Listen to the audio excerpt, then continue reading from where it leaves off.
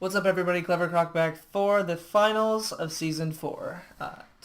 Obviously, we only have one match this week, but it is between the Kentucky Krookodiles and Because I'm Zoo Batman. And for the final week of the Season 4 recaps, we've got Mr. Jasperious, coach of the Richmond Raikous. Hello. So, today we've got a really good match, and it was just really... Nothing like super crazy or exciting in my opinion happened, but it was a very well played match.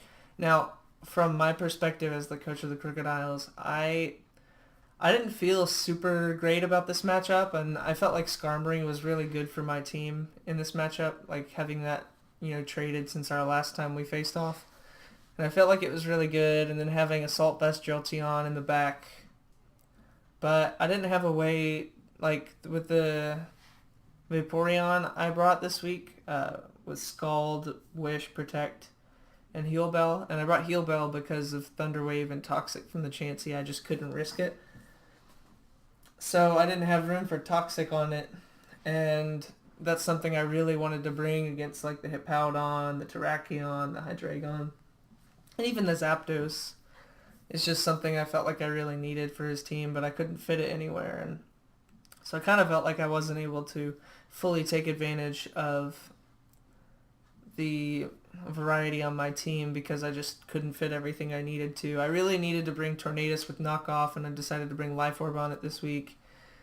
Mega Gardevoir with the typical set I've brought most weeks with the substitute Hyper Voice Psyshock set. I think I brought Destiny Bond on it just in case it might, be a way of taking out something like the Hippowdon or the Chansey, which are probably slower, and maybe the Zapdos too. And then I brought Arcanine for the sole reason of getting an Intimidate off on the Terrakion or the Pinsir if need be. And then just having some more bulk. I don't think I really invested much in special defense on any of my Pokemon this match. They were all, HP and defense, which I thought was kind of funny because Hydreigon still hits pretty hard, but with Gardevoir I wasn't super concerned about it without Flash Cannon, which I assumed he would bring anyways. But regardless, I felt pretty good, but I definitely felt like the Zoo Batman team had an advantage as far as the lineup goes, and he brought pretty much what I was expecting. So go ahead and start it, and Mr. Jasperious, you can take it away. Well, like Brandon said, nothing really exciting happens. It's a well-played match. Uh, what really happens at the beginning is they're scouting to see what everybody has, to see what's going to happen, how they're going to play the battle, and nothing really pivotal happens until Skarmory goes down, and then first kill of the match, yay! But even then, nothing's exciting. It's a very good match, but nothing exciting happens. One of the biggest things, which it'll happen a little bit later on, are the burns. It's quite a few burns this match off a nice strong Scald from the young Vaporeon to steal from Pokeaim MD. But it's a really good game. Really good way to end the championship. Chansey just walls everything. Yeah, it's stupid. What did you? Oh, you Psyshocked the crap out of it with With Gardevoir, yeah. Gardevoir. Yeah. I was expecting a Toxic that turn, honestly. Maybe it was Scarf, Scarf Chansey with the seismic toss. No, it wasn't. He went for Toxic the following turn. I think maybe he did that mainly because he wanted to make sure Skarmory didn't get a switch in to get Roost off, was my guess. Because that's what happens here, is I switch in Skarmory knowing it's possible he'll do that, but I needed to get it in and get off a Roost. But it also gave me a free switch in at that point to Mega Gardevoir. And expecting a potential Toxic, he makes the good play of going for Seismic, or actually Soft Boiled, sorry. But I knew I wasn't going to be able to do a ton to it, but I wanted to see what it could do. And as usual, it walls everything, even a stupid Psyshock. It just takes everything so well. You have to have superpower to really break through it, even on a Pokemon, or I Yeah. guess knockoff works too, because Knockoff was so Dialite. pivotal. Yeah. That's one of the problems with my match is that no one had knockoff, Mm-hmm. and I just couldn't get around his wall core because he's got a fantastic wall core. It's Yeah. so with the way that he pivots his mons in and out, it's so difficult to actually beat him. Yeah, Hippowdon and Chansey are so bulky on both sides, and then you've also got Zapdos, which can be really bulky too. And it's always nice to have two like main wall cores and then have a third Pokemon that's just really bulky that can pivot. That's Hmm. always a really solid base to build your team. And so he definitely had a really good team in general, but especially for this matchup. First burn of the match. This one was pretty important. Well, let's see, 15. I still would have taken him out, but it still would have been you know, it still was important, but I still was going to be able to knock it out with Scald after that. Now this was the big one, Yeah, this one was really unfortunate. but that's what I had to bank on too. Is I knew he was going to set up or something, and at that point he could have gone for frustration or I guess return. Sorry, I've been playing Gen 7 OU, but yeah, he could have gone for a return there and taken out the Vaporeon, and it would have forced me to go into my Arcanine and probably sack it off there. I Yeah, think I had this, extreme speed on it actually, so I may have been able to whittle it down, but regardless. it was definitely one of the biggest things to happen. Just because you saw the amount of damage that two times with burn did to Vaporeon. So Oh without yeah. that, it would have just demolished Vaporeon. Mm-hmm.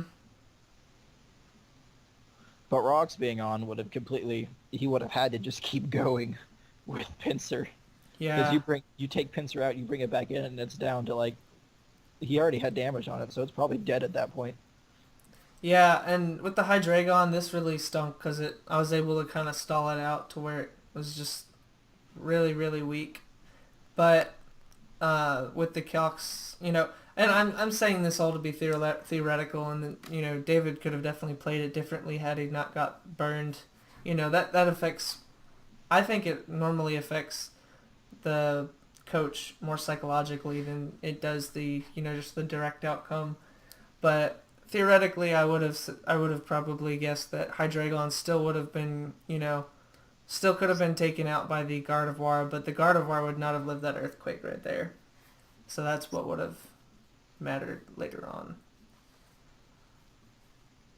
Yeah, but it's a good game. Yeah, It's a very good game. It's a very good way to end a great season. absolutely. Really good match. And I think that it obviously wasn't necessary here. So after Terrakion goes down, I'm pretty sure Zapdos is like in the red at this point once it comes in on the Oh rocks. yeah, it's at like 6% or something silly like that. Yeah, yeah.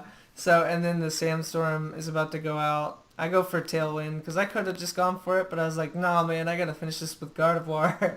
And fun fact, Gardevoir getting this kill marked 30-3 for its record,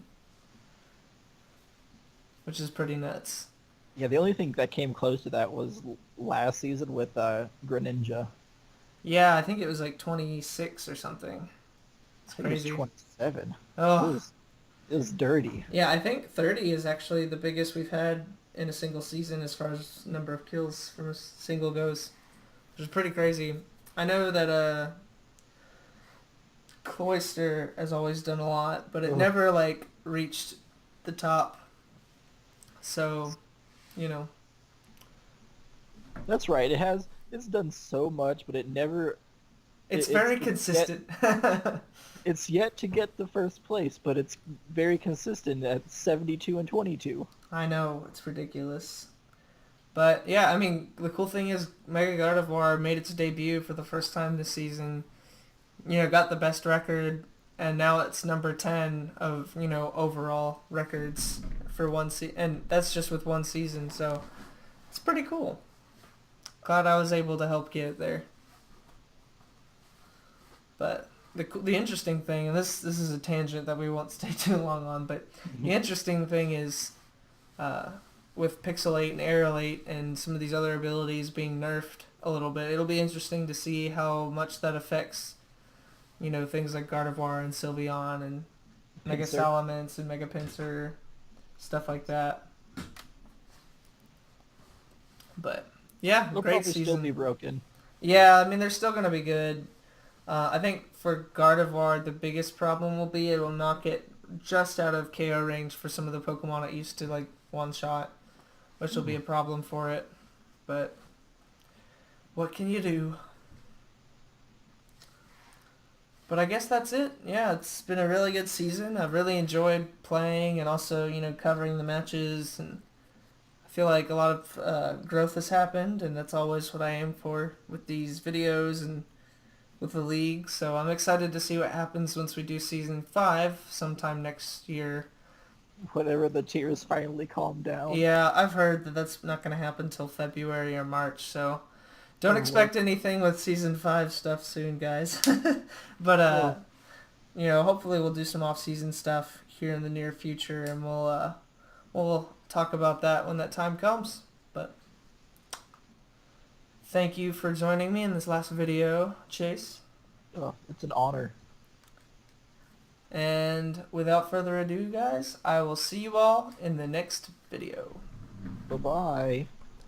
Thanks for watching, guys. If y'all enjoyed the video, go ahead and leave a like, and if you want, subscribe for more videos. I hope to see y'all in the future, and thank you for watching.